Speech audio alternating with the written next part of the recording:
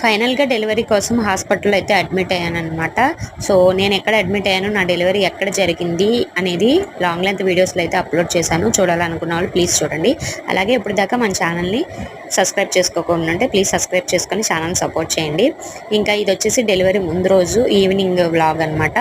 So, చిన్నగా short video అయితే తీస్తున్నాను. నేనైతే రెడీ అయ్యాను. దేనికంటే హాస్పిటల్ చెకప్‌కి అయితే రమ్మన్నారు. ఎన్ఎస్‌టీ టెస్ట్ అలాగే బేబీ యొక్క హార్ట్ బీట్ చూస్తాకి.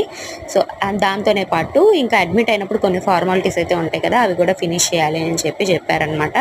ఇంకా నేను మా అమ్మ మా వారైతే బయలుదేరటానికి రెడీ అయితే అయ్యాము. ఇంకా వాళ్ళు పిలవటమే ఆలస్యం. నాకైతే ఫుల్ టెన్షన్గా ఉంది. ఎందుకంటే నెక్స్ట్ డేనే డెలివరీ కాబట్టి కొంచెం భయంగా ఉంది. ఇంకా ఆ రోజు నైట్ అసలు నిద్ర అయితే పట్టలేదనమాట.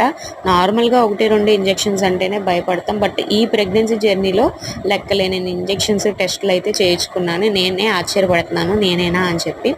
సో, ఫస్ట్ డెలివరీ అప్పుడు పాప కదా, సో నెక్స్ట్ డెలివరీకి ఎవరు పుట్టారు ఏంటనేది మన లాంగ్ లెంత్ వీడియోస్లో ప్రతి ఒక్కటి షేర్ చేసుకుంటాను. మీరైతే ఛానల్ని సబ్స్క్రైబ్ చేసుకొని వీడియోస్కి లైక్ చేయండి.